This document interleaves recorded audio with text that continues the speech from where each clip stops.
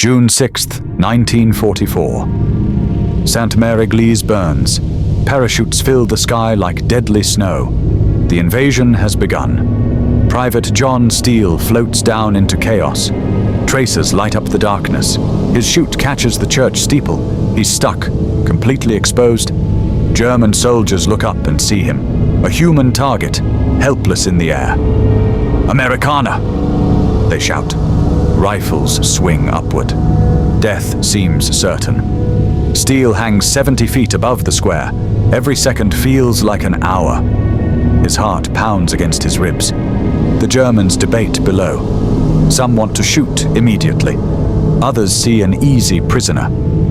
He's trapped like a fish. One soldier laughs nervously. The surreal sight confuses them. Steele makes a desperate choice. He goes completely limp, pretending to be dead. His body sways in the breeze.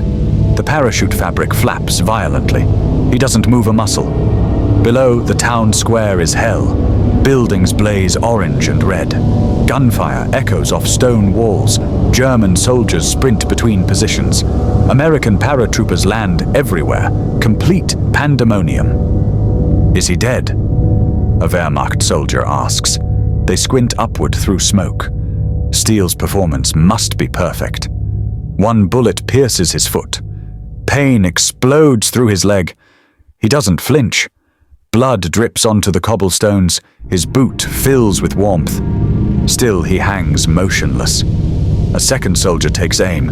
His finger tightens on the trigger. "Leave him!" an officer barks. They have bigger problems. Paratroopers everywhere. The soldier lowers his weapon. Confusion crosses his face. 2 hours pass like torture. Steele's arms go numb. His shoulders scream in agony. The church bell rings beside his head. The vibrations rattle his skull. He's fading fast. His vision blurs. Consciousness slips away, then snaps back. A young German soldier stares up. "Soll ich schießen?" Should I shoot? His sergeant grabs his rifle. "9, look at him, already dead."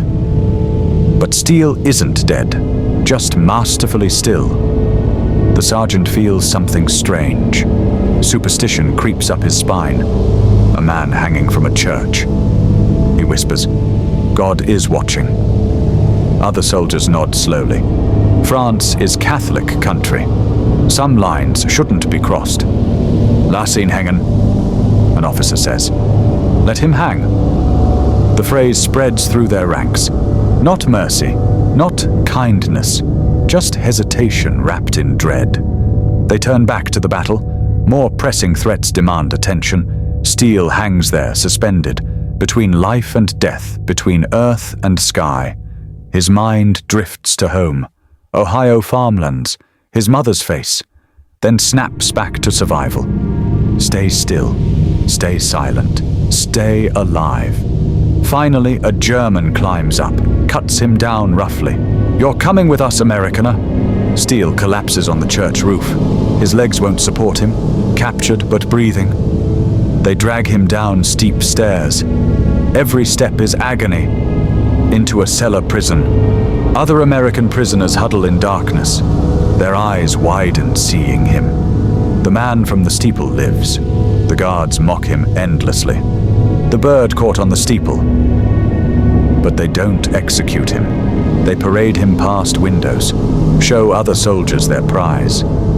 "Look what fell from the sky." They laugh. But something in their eyes shows respect. This American survived the impossible. That means something even to enemies. German high command is drowning. The invasion is massive. One prisoner means nothing. Radio reports flood in constantly. Beaches are chaos. Paratroopers everywhere. The Atlantic Wall is crumbling. Their world is ending. 3 days in captivity. Steele watches every movement, planning his escape. He notes guard rotations, weak points in security, patterns in chaos. The guards grow careless. Allied forces push forward. Chaos is his opportunity.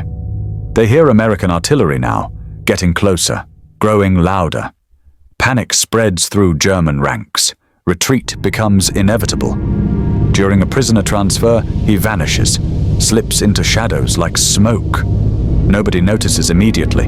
Too much confusion, too many urgent matters. French resistance finds him first. An elderly woman risks everything. She hides him in a farmhouse, feeds him real bread, tends his infected foot. The Americans are coming, they whisper. Hope surges through his chest. Her husband brings news daily. Allied progress, German retreat. Steele regains his strength slowly. The infection recedes, his will hardens. 10 days after D-Day, he's back. The 82nd Airborne thought him dead. His brothers stare in disbelief. The puppet walks among them again. They embrace him roughly, pound his back. Some cry openly, "We saw you hanging there." One says, "Thought you were gone." But what did those Germans really think? Their words reveal everything. "We can das sein," they muttered. How can this be? A man hanging from God's house. Some saw it as prophecy, an American dropping from heaven, on a church. The symbolism wasn't lost. Christianity's most sacred building, an invader dangling there. "Shoot him down!" Younger soldiers urged, but their superiors stopped them cold. In Wehrmacht culture, this violated honor. A helpless man on sacred ground.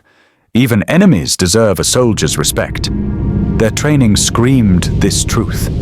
Officers remembered their own battles, times when mercy was shown. "He's already dead anyway," one said. They assumed exposure would finish him. Why waste ammunition on corpses? Practical thinking in desperate times. The Wehrmacht trained for battles, not for bizarre spectacles. No doctrine covered this. Field manuals never mentioned paratroopers on steeples. Pure improvisation required.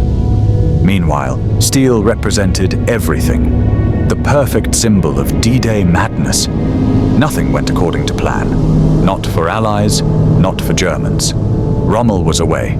The weather was wrong. Timing was chaos.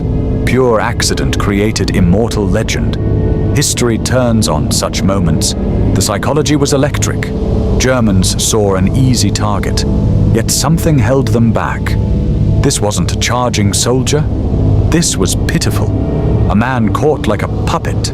Resources mattered more than revenge. They had entire battalions attacking. Ammunition was precious now. Every bullet counted. Supply lines were compromised. This one American wasn't worth the bullet. Priority lay elsewhere. But deeper forces worked inside them. Killing a man on a church? What if God truly watched? France was Catholic. Even German soldiers knew. Many were Catholic themselves, raised with fear of divine judgment. Cultural hesitation bought Steele time. Every minute became a gift. The longer he hung there, the more uncomfortable they felt. When they cut him down, relief washed over them. The weird spell broke. "Du hast Glück," one guard said later. "You're lucky." The guard seemed genuinely glad. Steele survived. Strange bond between warriors. Steele didn't feel lucky. His foot throbbed with infection. His shoulders were ruined, but his heart still beat. That's all that mattered. Guards shared cigarettes with prisoners.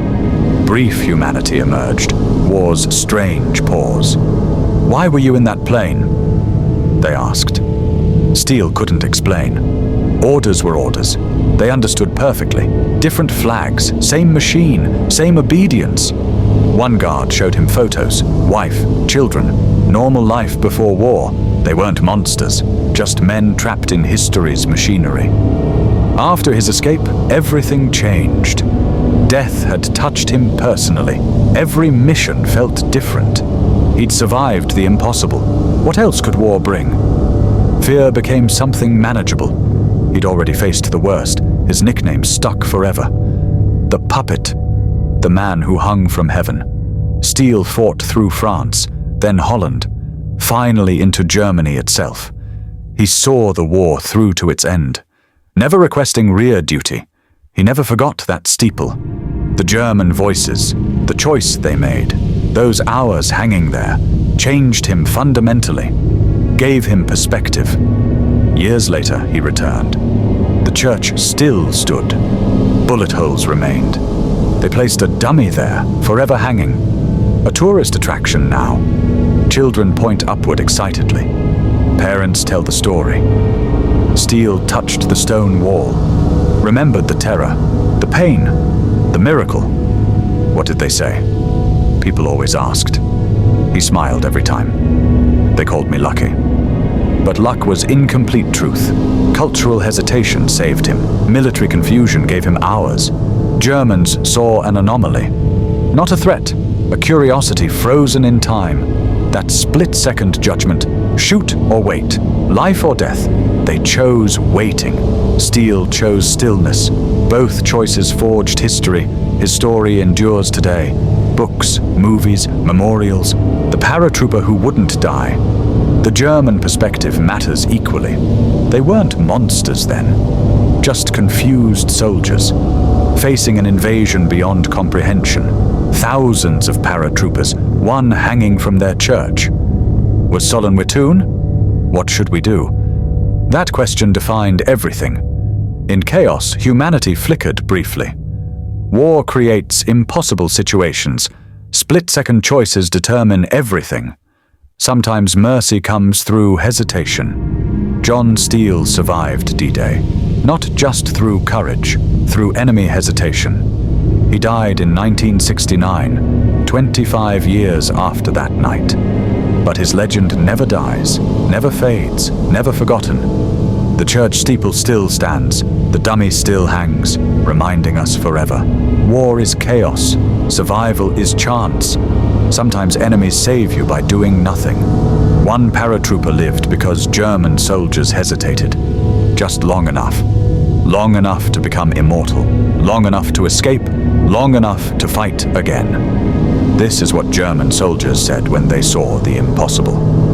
Lass ihn hängen. Let him hang. 3 words, in the chaos of invasion. That saved one life and created a legend that will never die.